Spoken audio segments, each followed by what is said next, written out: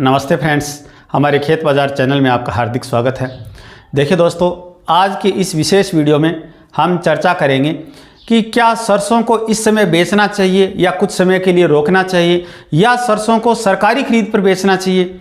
सरसों में कितनी तेज़ी आने वाले समय में बन सकती है, और सरसों को रोकें तो कब तक सरसों को रोक करके रखें।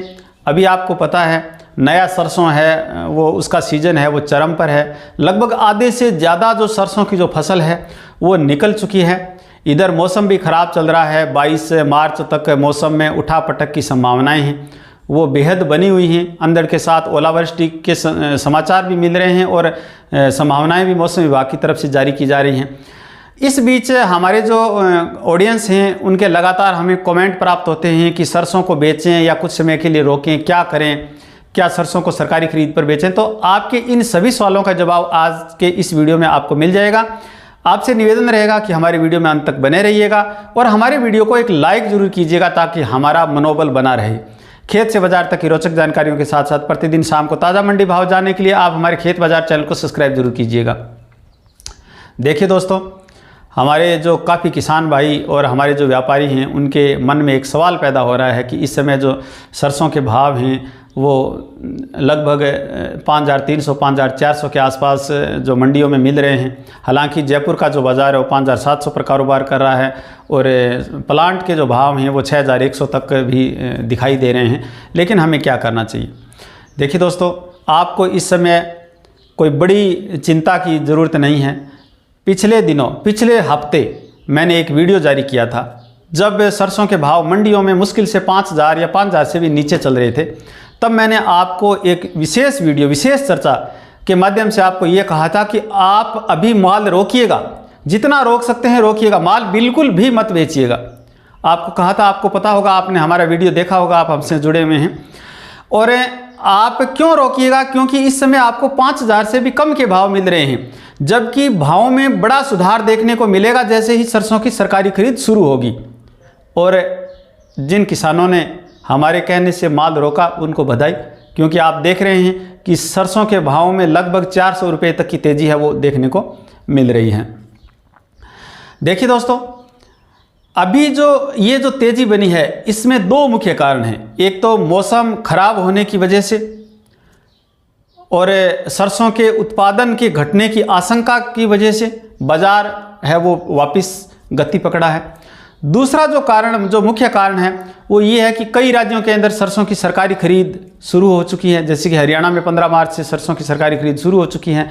राजस्थान में 1 अप्रैल से सरसों की सरकारी खरीद है वो शुरू होने जा रही है, जिससे जो किसान हैं वो सब रजिस्ट्रेशन करवा रहे हैं, टोकन कटवा रहे हैं और अपना जो माल है वो ज़्यादा से ज़्यादा सरकारी खरीद पर बेचना चाहते हैं। और ज़्यादातर किसानों का जो माल है वो सरकारी खरीद पर बिक भी जाता है, क्योंकि जिन किसानों के पास में माल लिमिट से ज़्यादा है, सरसों का उत्पादन ज़्यादा है, तो वो किसी दूसरे किसान के नाम से रजिस्ट्रेशन करवा लेते हैं जिसके उत्पादन कम है। तो इस प्रकार से अपना बैलेंस बना करके सरकारी खरीद पर वो अपना माल है वो बेच सकते हैं। परंतु जब सरकारी खरीद पर माल जाने लगा है तो मंडियों में भी सरसों की जो डिमांड है वो बढ़ने लगी है और मंडियों में भी भावों को गति मिलने लगी है। इसके साथ साथ खराब मौसम की वजह से इधर सरसों के तेल को भी कल से सपोर्ट मिलना शुरू हो गया है। सरसों के तेल के भावों में भी अच्छा सुधार है वो देखने को मिल रहा है।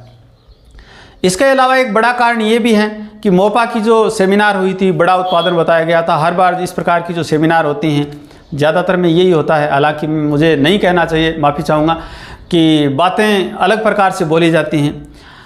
सरसों का जो उत्पादन है वो भी इस बार कम होने की जो संभावनाएं हैं वो हर तरफ से मिल रही हैं। उत्पादन ज़्यादा नहीं है क्योंकि पिछले सर्दियों के मौसम में भी सरसों की फसल को नुकसान हुआ और सर्दियों के जस्ट बाद में जब अचानक गर्मी का ज़्यादा मौसम आया तो उसकी वजह से सरसों की फसल को नुकसान हो रहा है, जो किसी को दिखाई नहीं दे रहा है।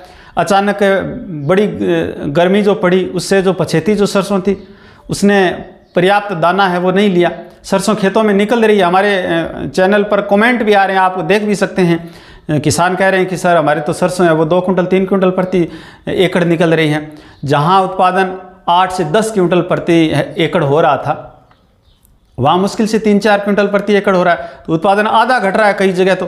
हालांकि ये भी मुझे पता है, ये भी मैं फील्ड में देख रहा हूँ कि कई जगह उत्पादन है वो यथावत है।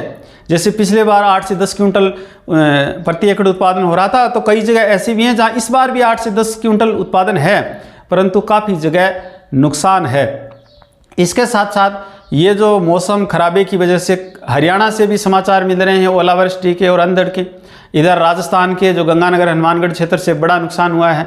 तो काफ़ी क्षेत्रों में अंधड़ ओलावृष्टि से जो नुकसान के समाचार मिल रहे हैं, इससे उत्पादन घटने की जो आशंकाएं हैं वो प्रबल होती जा रही हैं। इसके साथ साथ जो सरकार पिछले दिनों में देश में तेल की आपूर्ति करने के लिए निःशुल्क तेल का आयात कर रही थी, खाद्य तेलों का, लेकिन सरकार ने भी अब कमर कस ली है। 1 अप्रैल से सूरजमुखी तेल है उस पर आयात शुल्क लगना शुरू हो जाएगा। और इधर जिन देशों में सोयाबीन का जो उत्पादन है वो बड़े पैमाने पर होता था, वहाँ से भी सोयाबीन की जो फसल है वो कमज़ोर होने की जो समाचार हैं वो मिल रहे हैं। इन सब को देख करके सरसों के भावों को अभी सपोर्ट मिलना शुरू हुआ है। लेकिन सवाल हमारा ये है कि क्या हमें सरसों को बेचना चाहिए या रोकना चाहिए, ये दो बड़ी बातें हैं। तो पहले मैंने आपको ये कहा था कि माल रोकिएगा, मत बेचिएगा, क्योंकि अभी आपको 5,000 से कम के भाव मिल रहे हैं। सरकारी खरीद पर आपको 5450 रुपये के भाव मिलेंगे। अभी दो बातें हैं, अभी आपको जो सरकारी खरीद वाले भाव हैं वो भी काफ़ी मंडियों के अंदर मिल रहे हैं, यानी आपको सरकारी खरीद का रजिस्ट्रेशन जरूर करवाना चाहिए, चाहे आप माल बेचें या नहीं बेचें। ये कोई ज़रूरी नहीं है कि आपने टोकन कटवा लिया और आपको माल बेचना पड़ेगा, आप रजिस्ट्रेशन जरूर करवाइएगा। लेकिन रजिस्ट्रेशन के बाद आपको माल बेचने की बेहद मजबूरी है और आप माल मंडी में बेच रहे हैं और आपको भाव मिल रहे हैं 5450 रुपये के ज़्यादा के भाव मिल रहे हैं, तो भी आप अपना माल है वो स्वतंत्र हैं, कहीं भी बेच सकते हैं। लेकिन आप चाहते हैं कि मैं कुछ समय के लिए अपना माल रोक करके रखूं और रोकने की क्षमता में हैं, तो आप अपना माल रोक सकते हैं। लेकिन इसके लिए आपको टारगेट लेकर के चलना होगा कि आप कम से कम दीपावली तक अपना माल है वो रोक सकें। हालांकि पहले भी हो सकता है आपको अच्छा भाव मिल जाए और आप अपना माल बेच सकें, लेकिन हमें टारगेट लेकर के ये चलना पड़ेगा। लॉन्ग टर्म का जो टारगेट है वो लेकर के चलना होता है, क्योंकि सरसों के भाव है वो दीपावली के आसपास पीक पर होते हैं। इस बार आप देख सकते हैं कि दीपावली से पहले हमने एक वीडियो जारी किया था कि दीपावली से पहले माल मत बेचिएगा, और उसके बाद में जब सरसों के भाव चरम पर थे तब हमने एक वीडियो जारी किया था कि इस समय जो आपको सबसे अच्छे भाव मिल रहे हैं सरसों के भाव अब पीक पर हैं। इस समय अपना माल आप जितना हो सके 50%, 60%, 40% जितना भी आप बेच के अपना माल बेच सकते हैं, क्योंकि आपको शानदार भाव मिल रहे हैं। तो अभी आप माल बेचें तो भी आपके पास ऑप्शन है कि आप सरकारी खरीद की बजाय भी आपको यदि 5500 रुपये के भाव मिल रहे हैं तो आप मंडी में भी बेच सकते हैं। थोड़ा सुधार और होने की संभावना है। सोमवार से आप देखेंगे, आज तो मंडियों में अवकाश है, सोमवार से भाव में कुछ सुधार और आपको देखने को मिल सकता है। इधर सरसों तेल में भी सुधार हो सकता है, और इधर सरसों की जो राजस्थान में सरकारी खरीद शुरू होगी तो भावों को और सपोर्ट मिल सकता है। तो मैं बेहद ज़रूरत वाले किसानों से ये कहना चाहूँगा कि आप सरकारी खरीद पर या फिर मंडियों में अपना माल बेच सकते हैं, क्योंकि पिछले वीडियो में मैंने कहा था कि माल को रोकिएगा।